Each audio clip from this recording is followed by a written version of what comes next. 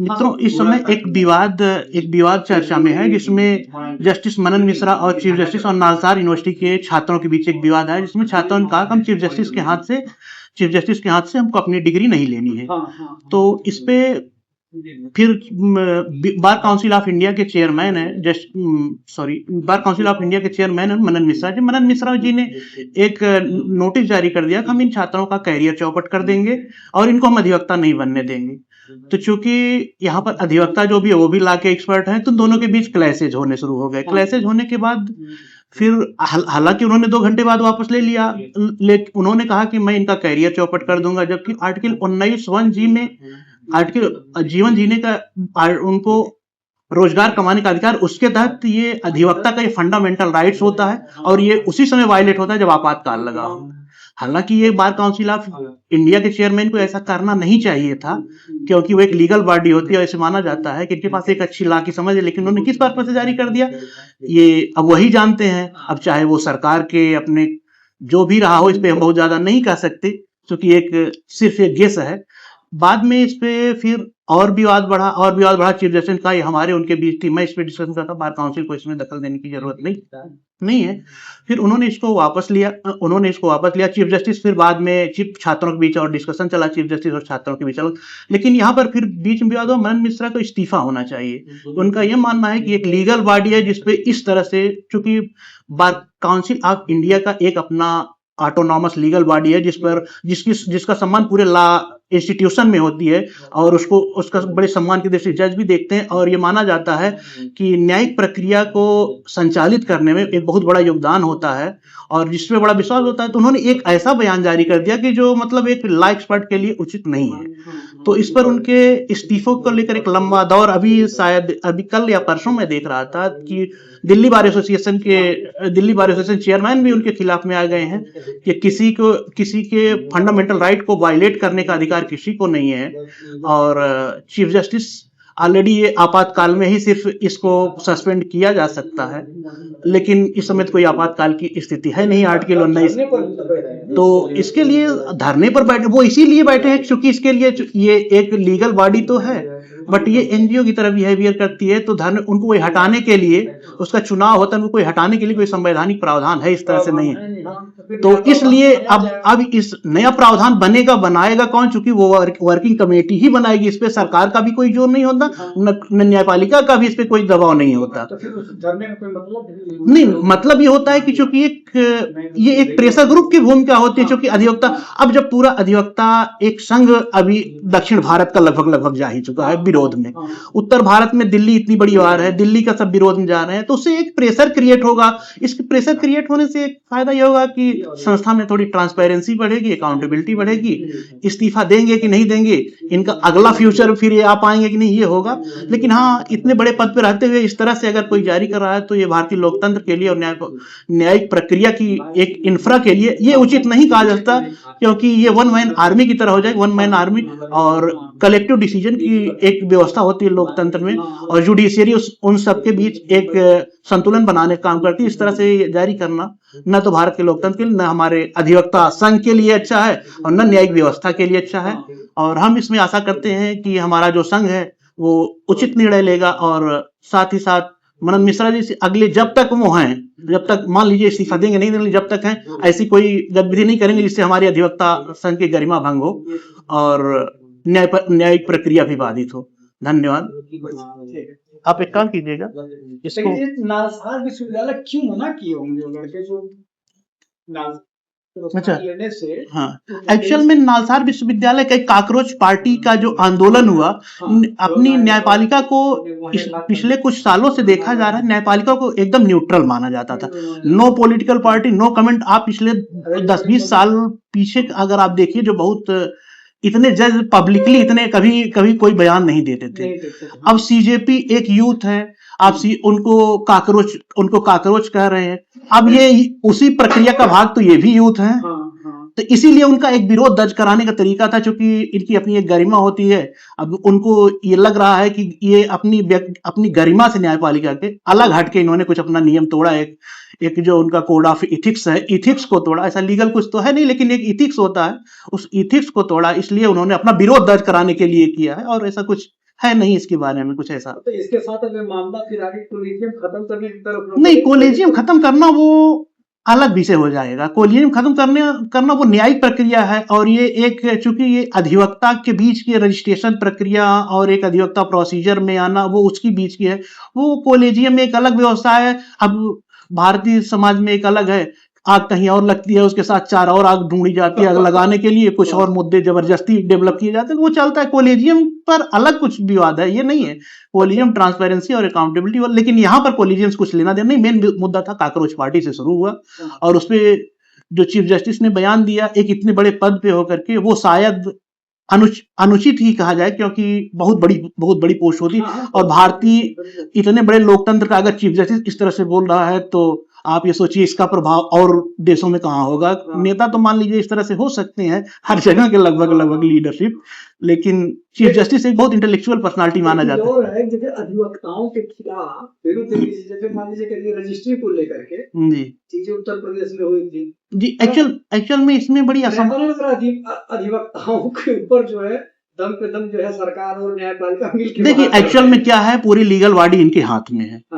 तो सरकार को जब भी रहता है, चूंकि लीगल प्रक्रिया जब भी रहता है, चूंकि बेसिक स्ट्रक्चर संविधान सबसे बड़ा पावर जो है वो न्यायपालिका के हाथ में, और इसलिए इनके पास पूरी व्यवस्था को अपने अनुसार अगर चला नहीं सकते तो बढ़ा तो कर ही सकते हैं तात्कालिक रूप से, या किसी को देखते। अभी अंकित सर जो है क्लास लिए हैं जी जी सीईसी को जी जी जी जी हाँ। और उसमें जो न्यायपालिका का जो बेसिक स्ट्रक्चर वाली बात बीच में जी जी जी जी उसमें एक चीज ध्यान दीजिए। अभी मान लीजिए फिर पहला दूसरा तीसरा चौथा जो जजेस केस हुए थे उसमें न्यायपालिका और न्यायिका का जो क्लैश हुआ, ठीक है।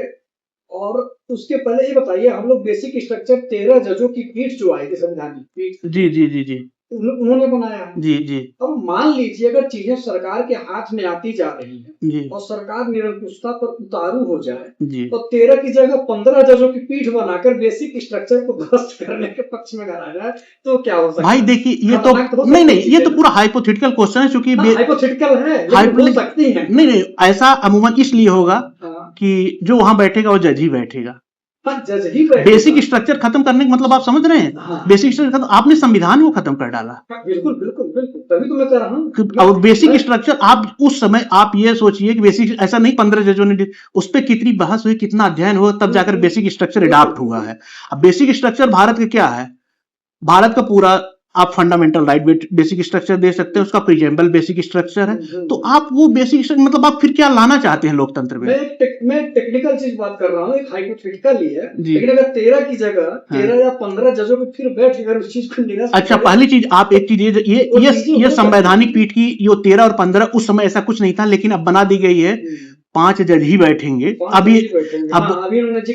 5 जज ही अब संवैधानिक पीठ में बैठेंगे। विशेष अगर कोई ऐसी दिक्कत हुई तो उसके आगे वो कोलिजियम वो पीठ भी विचार कर सकती है कि आगे कितने होंगे, लेकिन अब 5 ही उस पर इन्होंने निर्धारित कर दिया है ऑलरेडी। इसलिए लेकिन ये चीजें जो है ना, मतलब एक कल्पना में ही ये चीजें हो सकती है ना, सरकार के दिमाग में पूरा नहीं था। सरकार के दिमाग इसीलिए तो देखिए, सरकार का दिमाग देखिए एक ही होता है। सरकार देखिए जो लोकतंत्र संस्थाओं का एक पूरा जाल है, नेटवर्क है संस्थाओं, इन्हीं संस्थाओं के नेटवर्क को तोड़ने के लिए, संतुलित बनाने के लिए इंडिपेंडेंट जुडिशियरी लाई गई है, जिसमें यह माना, इसीलिए आज तक इसमें कभी भी किसी भी पॉलिटिकल पार्टी की इनकी भर्तियों में सबसे बड़ी समस्या यही है, कोलिजियम सब विरोध करते हैं, लेकिन कोलिजियम का अल्टरनेट है क्या ये कोई नहीं बताने को तैयार।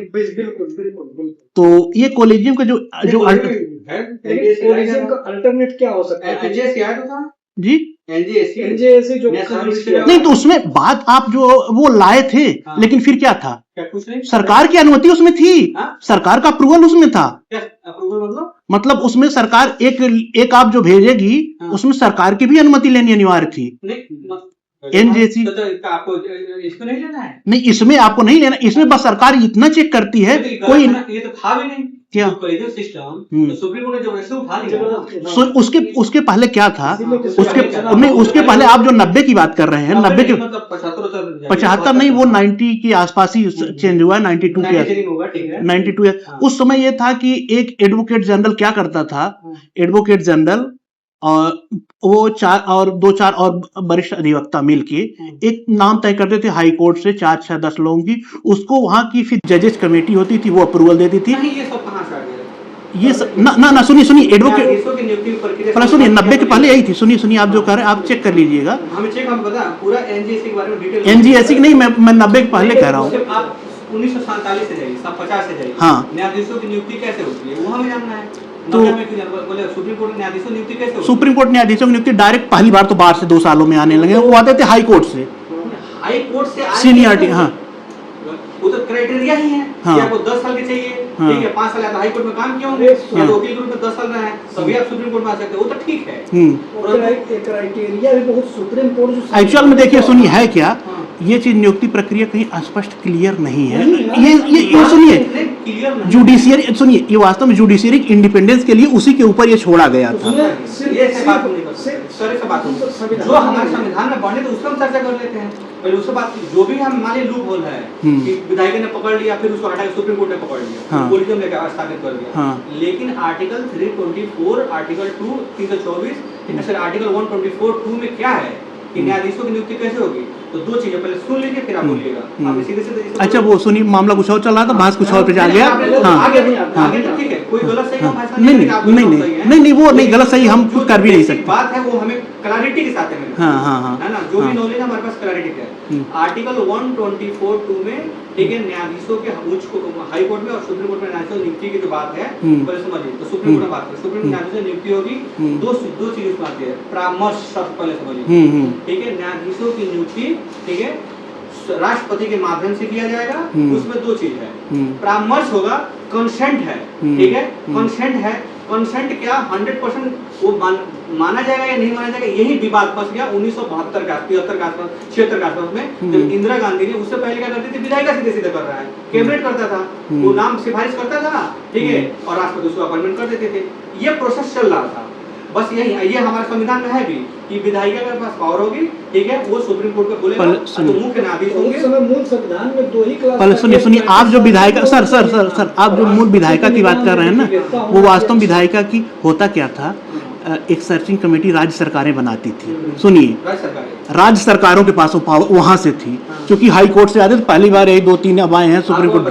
हाँ सुनिए पहले हमारी सुनिए, राज्य सरकारों की नहीं, वो वास्तव में राज्य सरकार तथा कथित वास्तव में उसकी कोई उपयोगिता है नहीं। वो एक अमूमन क्या करते थे, एडवोकेट जनरल के अध्यक्षता में कमेटी बना देते थे, और उसके बाद वहां तक वास्तव में कुछ नहीं है लीगल बॉडी। वो उस ये चीज क्या करती थी, हाई कोर्ट अपने विवेकाधिकार पे करती थी, और सब काम होता था हाई कोर्ट के जो 4 जजों की कमेटी थी, वहां से प्रक्रिया शुरू होती थी।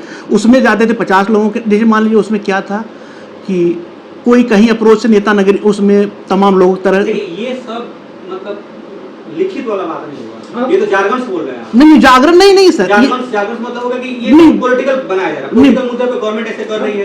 नहीं वो होता क्या है, प्रोसेस में तो प्रोसेस में तो देखिए प्रोसेस में कहाँ रहेगा संविधान? प्रोसेस में सुनिए, प्रोसेस में सिर्फ तब भी जुडिशियरी के हाथ में थी, अभी क्योंकि वहाँ हाई कोर्ट के चीफ जस्टिस। इंदिरा गांधी ने एन.के. राय की नियुक्ति 3 वरिष्ठ न्यायाधीशों के ठीक है ऊपर कर दी, उसी दिन कोलियन सिस्टम में मामला फंस गया, जो मिनर्वा मिल 1981 में मामला हो गया।